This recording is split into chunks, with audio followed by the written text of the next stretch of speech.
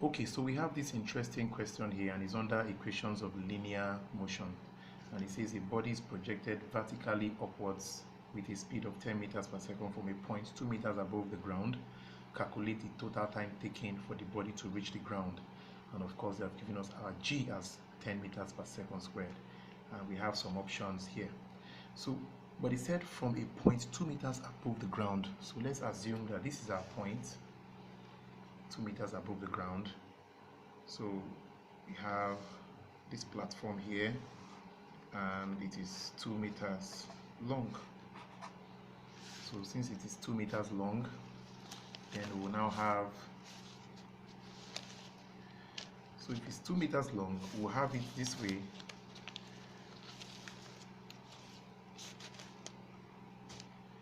And of course, we have our initial velocity as 10 meters per second. So it is being thrown from this point here, and it goes up, and then it comes down. So let's assume that this is our vertical upwards movement of the body. So, and of course, our initial velocity will be 10 meters per second. Then it will go up, and of course, at the maximum height, we'll have a particular, we'll have our v, the final velocity, as 0. Then when it's coming down, when it's taking another journey down, at that point in time, the initial velocity will not be 0 while it is now coming down. And this is our ground floor here. So what we're going to do here is to try and check the distance to cover while going to the maximum height. So at least we can now get the overall distance that the object will cover when it's now coming down. So let's get the distance to cover while it's going up. So we are going to write our h equals question mark, because we want to find the distance to cover while going up. Our g will now be a negative 10 meters per second squared, and our initial velocity is 10 meters per second, and of course our v will be 0 because it will get to the maximum height to cover that particular distance we want. So, and when it's getting to the maximum height, we have to make our v 0. So we have VUGH.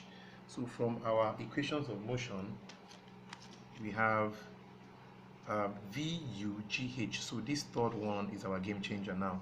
So I'll write that one out and I'll use it to solve the question. So v squared equals u squared plus 2gh.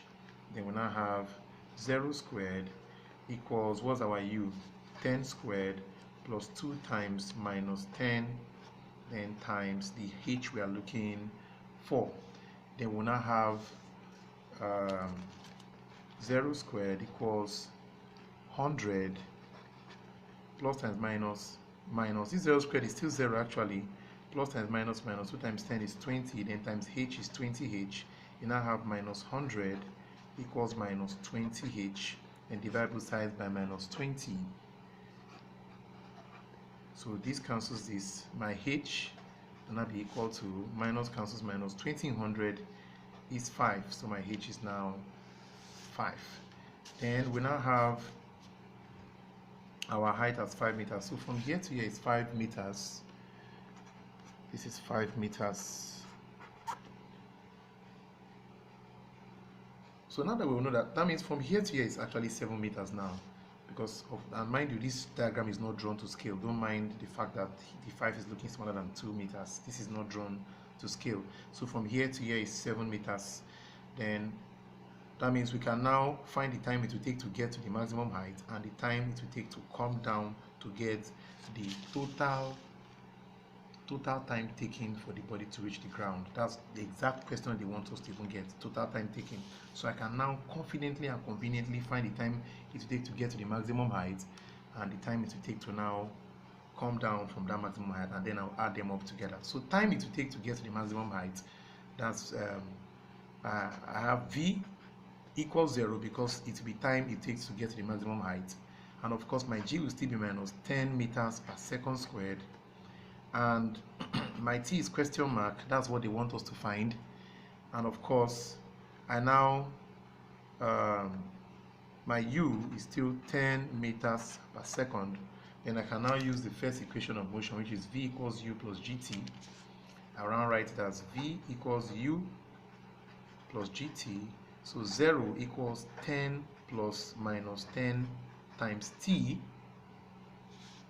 Then I have 0 equals 10 plus times minus minus 10 times t, 10t, and I have, if I bring this one over, minus 10 equals minus 10t, then divide both sides by minus 10. So this cancels this, minus cancels minus, 10 in 10 is 1, so my t is 1 second. So it will take the body 1 second to get to the maximum height. Let's find the time it will take to come down here, then we'll now add it to the 1 second we got before. So time it will take to get, time it will take to come down from the maximum height now. We are going to now have new parameters. We now have u as 0 because it's taking another journey entirely now, and then t is what we want.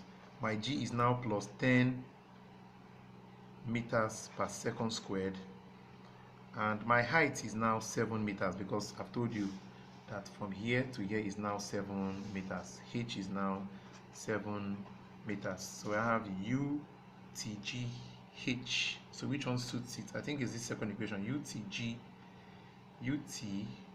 h. So that is our game changer. So I'll now write h equals ut plus half gt squared. Then I'll just use in my values. So by h is 7 equals 0 times t, which is this part here, plus 1 over 2 times 10 times the t squared. Then we now have 7 equals, of course this is now 0, 0 plus 1 over 2 times 10 times t squared. I can see 2 here, 1, 2 in 10 is 5, and I have 7 equals 5t squared. Then since this is 0, divide both sides by 5, 5 cancels 5, then t squared equals 7 over 5. Then 7 over 5 is 5 in 7 is 1 remainder, 2 over 5. So I now have t squared equals 1.4 if you convert to decimal, and of course I'm finding the square root of both sides and I'll take the positive value. So square root of 1.4 will now be 1.18 seconds if you use your calculator. Then of course, so that means the time it will take to move from here to here is 1.18 seconds plus the 1 second we got before. So let me add them up. 1.00 plus this 1.18 gives me 2.18 overall seconds. So my correct option is option C. So that's it, very simple.